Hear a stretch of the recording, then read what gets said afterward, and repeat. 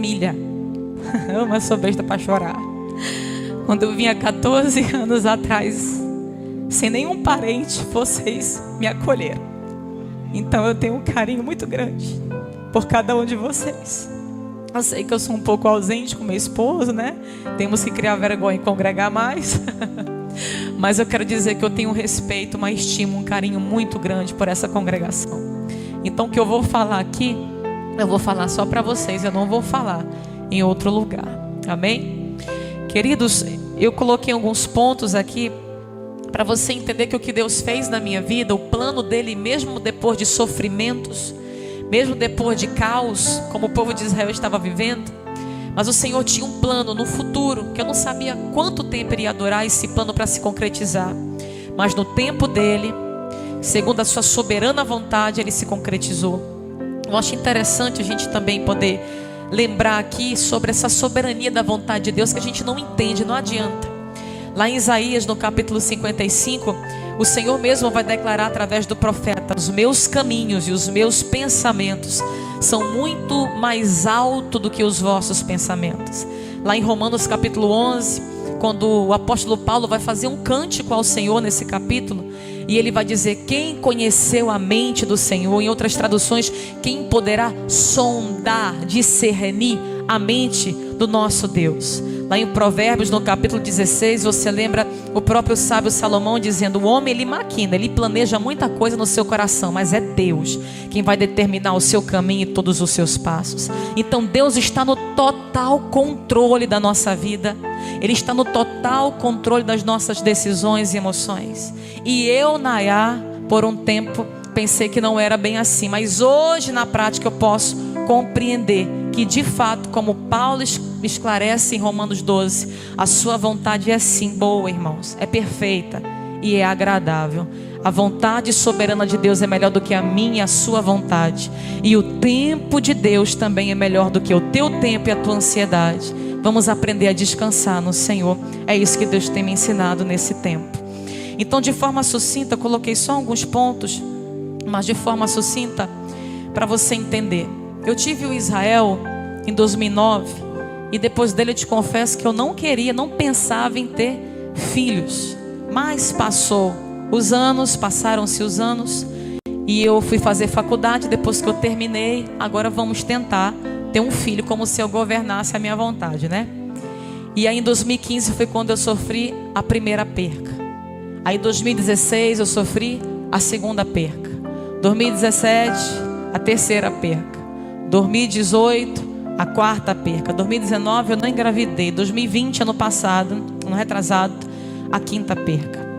Só que em todas essas percas, há algo que o Senhor tirou de mim, mas Ele substituiu e colocou algo dele. O Senhor me ensinou e amadureceu muitas coisas na minha trajetória de fé com Ele. E eu já falei sobre isso aqui, não vou falar mais do que Deus fez através na questão da minha filha, da Ana. E o Senhor começou a levantar, de 2017, 2018 para cá, muitos profetas e irmãos. Nayá, eu sonhei contigo tendo uma menina. Nayá, eu sonhei contigo tendo uma filha. Sonhei contigo grávida. E eu ficava na minha mente: ô Jesus, não me ilude não, Jesus, não me ilude não. Mas eu ficava ali ouvindo, mas eu guardava no meu coração. Talvez muitas pessoas que estão de fora não entendem o coração de esperança que uma mãe tem, porque era para mim ter desistido, né? 5 percas seguidas. Mas eu não sei te explicar, havia um pouquinho de esperança, como o Senhor disse através de Jeremias: eu que vou dar essa esperança, é Deus que dá. Porque se for depender de circunstâncias favoráveis, nem sempre elas serão positivas para nós. Mas o Senhor é que implanta uma sementinha de esperança. Eu ouvi muitas palavras, irmãs, que poderiam me colocar aprisionada dentro de um cativeiro como o povo de Israel. Mas o Senhor foi levantando pessoas, como levantou Jeremias para o seu povo, para renovar a esperança e dizer: calma, tem um futuro. Não se apega no hoje, não se apega na dor e no sofrimento de agora, Nayá, se apega na manhã. E quando eu pensava em desistir, levantava alguém, levantava um profeta, uma cidade que eu ia pregar, que nem me conhecia, e falava: tu vai ter uma menina, eu te vejo grávida. E assim o Senhor foi alimentando essa esperança no meu coração. De forma bem sintetizada, em 2020, no começo da pandemia, foi 2020, né? Foi no início, né? 2020, nós fizemos um acampamento Não sei quem da congregação participou do Equibalo. Tem alguém daqui que estava lá? Kélcia, é testemunha do que eu vou falar. Tinha alguns jovens lá. Nessa manhã o Senhor, na noite, aliás, do sábado, Deus usou o pastor Giovanni, aquele que ministrou aqui. Teve até uns batismos com o Espírito Santo aqui de Araguaína. E ele começou a ser usado pelo Senhor e dizer assim: olha, ele não sabia da minha vida. Eu não conhecia o pastor Giovanni, meu esposo conhecia, mas eu não. Ele não sabia da minha história. Mas o Senhor usou ele, levantou e ele disse assim: eu não sei qual é o desejo do teu coração sobre outro filho, mas o Senhor manda te dizer que o Senhor vai te dar uma filha, porque esse é o desejo do teu coração. Tem uma menina e o Senhor vai te dar, e ela vai ser usada nas mãos do Senhor nessa terra. E ele ainda disse assim: e vai ser uma confirmação do ministério do Clebson. Eu não entendi, eu esqueci a profecia. Com 2 meses depois, pandemia, né, meu irmão? Só dentro de casa, engravidei. Em 2020. Quando eu engravidei, eu fiquei com uma fé tão grande, irmãos, como nunca. Uma esperança que eu me agarrei tão grande. Agora vai. Passou um mês, aquele medo. Ai meu Deus, não vai. Agora passou um mês, vencemos. 2 meses, 3, nunca tinha ido tão longe. 4 meses de gestação. Então eu tive, não lembro se eu cheguei a ter um sangramento. Sei que de repente eu fui fazer uma ultrassom de rotina e o doutor disse: não tem mais batimento cardíaco. Irmão, saí de lá desolada, segurando o choro para não mostrar fraqueza para ninguém. Mas quando entrei no carro, comecei a chorar. Senhor, tu não disseste, Senhor, que tu ia me dar de novo, Senhor, de novo.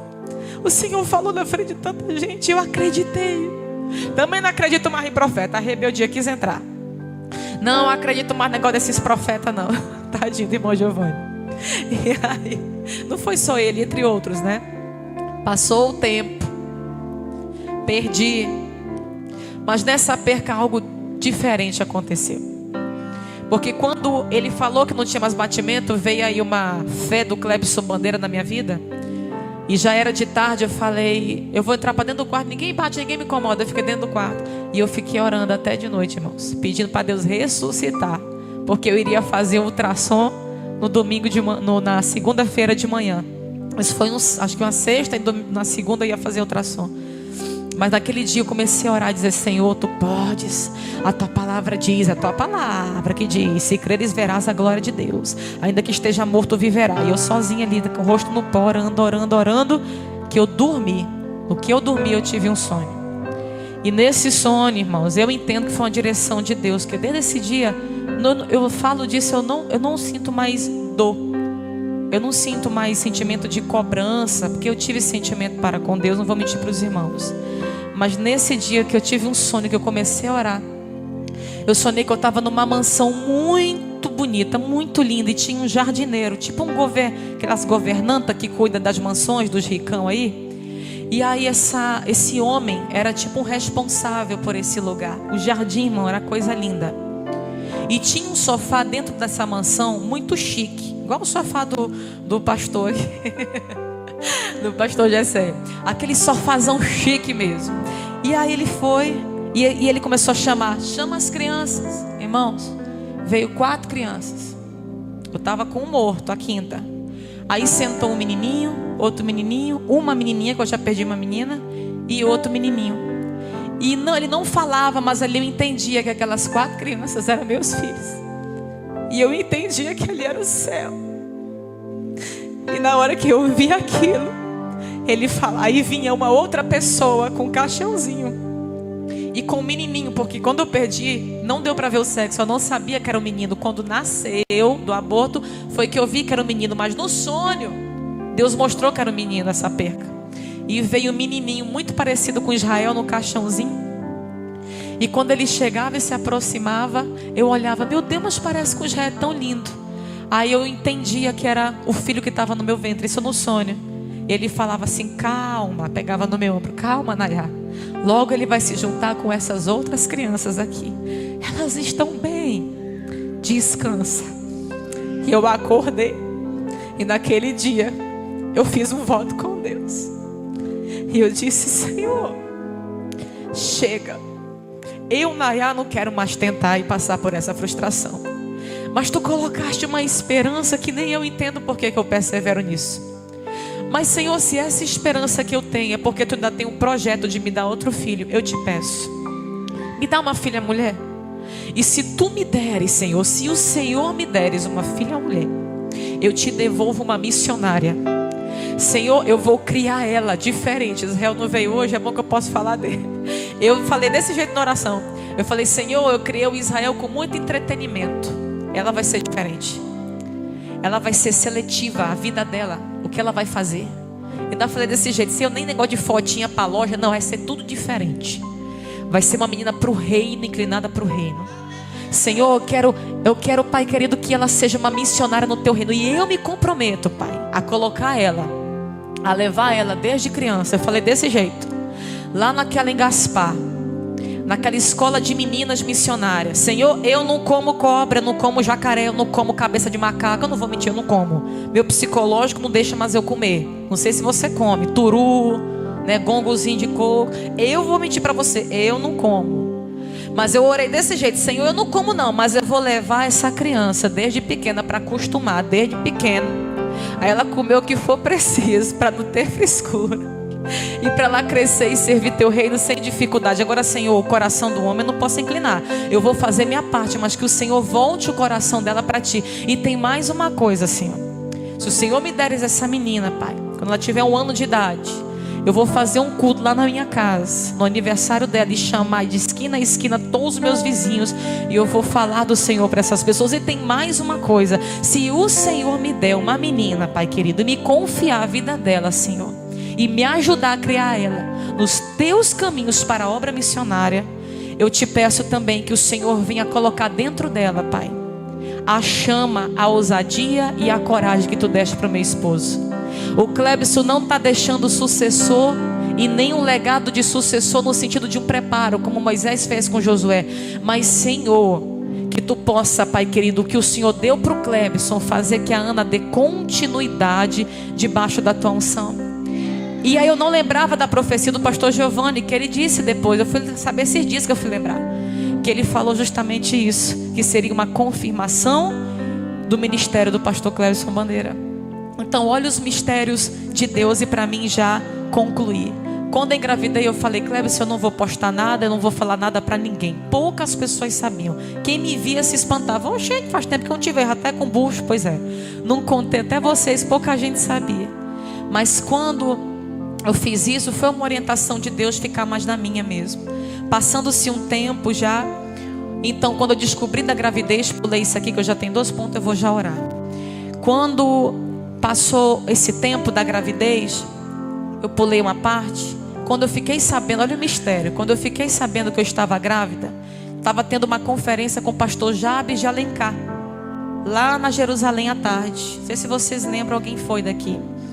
Nesse dia eu descobri que eu estava grávida. Eu tinha acabado de perder um bebê. Tinha nem 1 ano.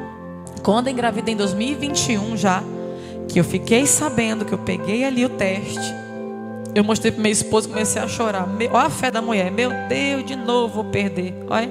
Depois de 2020 ter pedido, ter orado, né? Pedi, fiz um voto com o Senhor. Mas aí eu comecei a chorar. O Clebson, não, meu amor, agora vai. Aquele jeito do Clebson, né? Agora vai em nome de Jesus. Meu amor, já foi 5 vezes. Mas agora você tem um homem de Deus nessa casa. Eu não sou menino do buchão, não. Eu sou profeta. E eu estou dizendo que agora vai. Em nome do Senhor Jesus. Sai, Satanás. Aí fez aquela jeito dele lá. Aí eu sem acreditar, sem esperança. Bora lá para a conferência. Aí eu vou não. Não tem nem cabeça para ir para a conferência. Você vai, que você não se governa. Você não anda por sentimento. Nós vamos juntos. E aí nós fomos juntos. Eu, ele e o Israel. Eu fui toda de chinela, desarrumada, estava sem vontade de ir, eu estava desolada, irmão, pensando que ia perder de novo. Quando eu sento na cadeira, passa uns 20 minutos, o Clebson sobe na escada, que eu fiquei na galeria, e faz assim para mim, ó. Eu já fui zangada. Mulher sabe, né, quando briga com o marido. E eu já fui zangada. Ai, meu Deus, o Clebson vai me chamar para ficar lá na frente, eu tô toda desarrumada. Aí na hora que ele chegou, vem cá. Aí virou pro irmão do lado, presbítero Josimar da Alto Refúgio, e falou bem assim: fala para ela o que o senhor acabou de me falar quando eu cheguei na igreja. Eu não vou falar não, o senhor que vai falar. E ele não entendendo nada, ele falou assim: tu lembra que 4 anos atrás eu coloquei a mão na tua barriga, na Alto Refúgio, quando tu pregou, e eu orei por ti? Lembro vagamente, irmão. Pois é, eu orei, mas chegou o tempo da promessa a se cumprir. O Senhor vai te dar uma menina, ela vai ser uma missionária na obra de Deus. E dessa vez, assim te diz o Senhor, vai segurar. Eu já vejo ela formada para a honra e glória de Deus. Não tema, que o Senhor já te deu. Eu já vejo ela perfeita nos teus braços, assim diz o Senhor. Aí de novo, a mulher incrédula: meu Deus, não me ilude não, Jesus, não me ilude não. Eu comecei a chorar, irmão, não prestei nem atenção no que o pastor Jabes pregou. Eu chorei a mensagem todinha, mas aqui orando: Senhor, faz isso mesmo, Senhor. Senhor, não me deixa ser iludida de novo, Senhor, faz isso. E foi quando eu decidi esconder a gravidez. Passou os meses, eu vou no 8º mês, na minha penúltima consulta, a médica diz: Nayá, nós vamos ter que tirar com 37 semanas. Tem uns médicos que conhecem a tua situação e o Senhor diz, aliás, Senhor não, ó, disse assim: já tem que tirar, é melhor tirar logo, já teve muita perca, é bom a gente tirar. Aí me angustiou, que eu queria ter normal, não sabia nem se eu podia, mas eu preferiria pela recuperação. E naquele momento, irmãos, eu fiquei angustiada. Aí eu lembrei de uma profecia de 2 meses antes, da pregadora Mariana, que eu já trouxe aqui, que é usada pelo Senhor. E disse assim: Nayá, assim te diz o Senhor, 2 meses antes disso. Eu não estava lembrando. Deus orientando em tudo, irmão, em tudo, regendo em tudo. E aí falou assim: o Senhor manda te dizer que essa criança vai nascer antes das 40 semanas. Não é para tu temer. Confia, porque Deus vai te dar um livramento. É um livramento que o Senhor está trazendo na tua vida e dessa criança. E eu não lembrava, aí comecei a me angustiar. E o Cleves: não, vamos orar para virar. Mas a menina não virou. Mas nós vamos orar, meu amor, mas tem a vontade de Deus, meu amor. A menina não vira mais não, a doutora falou. Que já está com esse tanto de quilo, está desse jeito. Meu outro ainda é bicorno, ainda tem isso. E aí ele pegou insistindo, eu fiquei sem paz. Aí o Senhor me lembrou, estava na cozinha, e o Senhor me lembrou a profecia da Mariana. Eu fui ouvir usar de novo, eu disse, liguei para a doutora: nós vamos fazer semana que vem. O Senhor, eu evangelizava muito ela, né? Eu e o Cleves. Aí eu falei: o Senhor disse, lembra que eu lhe falei? Eu não lembrava, mas o Senhor disse que é antes, então vamos ter antes. Depois de 20 dias que eu fui tirar os pontos, ela me contou que eu tive uma situação chamada creta, que é quando o útero fecha, atrofia, parece, e a placenta vai para dentro da hemorragia e morre mesmo a mãe se não tirar o útero. E naquele momento que ela falou, lembrei: olha o Senhor regendo, olha o livramento que o Senhor disse que traria. E o Senhor fez isso pela misericórdia dele. E no 8º mês também, eu fui pregar em São Geraldo do Araguaia. Tudo Deus confirmando, irmão, me animando, me dando esperança, mesmo eu sem fé, mesmo eu morrendo de medo de perder de novo. E o Senhor levantou a presidente do ciclo de oração, que nem conhecia a minha história, no interiorzinho de São Geraldo do Araguaia. E ela pegou a mão na minha barriga, eu estava com uns 4 meses só. E acho que eram uns 4, 5, 6 meses, que 6 meses. Ela virou e falou assim: assim te diz o Senhor, irmã missionária Nayá, tu vai ter o prazer de cuidar. O Senhor te diz que tu vai ter o prazer de trocar. O Senhor diz que tu vai ter o prazer de criar. O Senhor disse que para tu não temer, porque Ele vai te dar essa criança. Ela só esqueceu de falar que eu também nem ia dormir de madrugada, irmão, que tem 2 meses que eu não durmo, mas glória a Deus, não vou reclamar de nada não. O fato é, quando o Senhor fez tudo isso que eu falei para vocês, que eu estou resumindo o resumo dos resumos aqui, foi quando aconteceu o mais extraordinário, que é o último ponto. Aquele profeta que eu vi na Jerusalém, quando eu descobri que estava grávida, eu só vi ele 3 vezes. Nesse dia, no último período que eu já ia tirar a nenê, lá naquela reunião de pastores no Tempo Central, a última reunião, quando eu vi, eu me arrepiei todinha, que eu só vi ele no começo e no final. Aí ele veio com aquele jeito dele, que ele dá assim, medo, assim, quando ele é bem assim, sério, né? Aí ele chegou assim, pegou na minha mão: lembra de mim? Lembro, como é que eu não vou lembrar? Pois o Senhor disse, né? E vai nascer. Aí eu, em nome do Senhor Jesus, mas ainda estava com medo. Em nome do Senhor Jesus, já estava no 8º mês. Aí nasceu a Ana. Aí quando nasceu a Ana, depois de 28 dias, ela teve uma infecção, uma sepsis tardia. Pouca gente sabe disso. Eu fiquei mais ou menos uns, acho que 14 dias, eu acho, no hospital, 13 dias no hospital internada, com ela sendo medicada por antibiótico. E na hora que a gente estava lá, um dia antes de eu sair, quem que aparece no hospital, irmão? O profeta. Chegou lá e falou assim: irmã Nayá, quando eu abri a porta, eu estava sozinho nesse dia.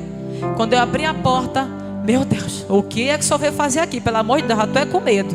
Aí ele chegou assim: eita, irmã Nayá, deixa eu ver a benção. Eita, mas esse Deus é fiel, né? Esse Deus é fiel. Eu peguei, Ele é fiel. Ele é fiel mesmo quando a gente duvida, mas Ele permanece fiel. E ali ele sentou no sofazinho. Eu só vim te dar um recado. Quando tu sair daqui, porque amanhã tu vai receber alta. E eu recebi alta no outro dia. Tu vai para tua casa e tu vai marcar um sábado, porque eu viajo a semana inteira. E tu vai reunir os teus filhos, a tua sogra, o teu marido, mais ninguém, na tua casa, porque o Senhor tem um recado para entregar. Isso que eu vou falar, só vou falar aqui, não vou falar isso aqui mais para ninguém. E ele falou assim: eu vou trazer um recado do Senhor sobre a vida do Israel e sobre a vida da Ana. E até a Ana eu sonhei, o profeta se levantou falando o nome, e o voto que eu fiz foi por causa do que Ana fez com Samuel, a entrega. Por isso também coloquei o nome de Ana, para terminar o testemunho. Nesse momento que ele disse isso, que eu saí no outro dia, isso foi uma terça, no sábado eu marquei para ele lá em casa. Aí vem o mistério. Ele não sabia do voto que eu fiz em secreto, só eu e Deus sabia. A única pessoa que eu contei ainda foi ali a Adriana, né? E a Iracilda, numa chácara que a gente estava ali do pastor Givanildo. E eu compartilhei com ela, mas ninguém sabia desses detalhes. Irmão, aqui vem um mistério. Na hora que ele chegou lá em casa, ele pegou Israel e ele falou assim: vocês pensam que o Israel tem ministério na igreja e tal? E começou a falar: mas vai ser tudo diferente como vocês estão pensando. Com Israel vai ser diferente. O Senhor vai prosperar essa criança. O Senhor vai abençoar. E tu, Israel, vai ser um semeador no reino de Deus. E começou a falar tanta coisa linda. E ele estava precisando de um renovo, meu irmão, faz tempo, adolescência. E ele começou a chorar ali e receber do Senhor aquela palavra. Quando foi depois, ele não sabia do voto que eu fiz das missões. Ele chegou e disse assim: a Ana, está aqui o país que o Senhor está dizendo que ela vai.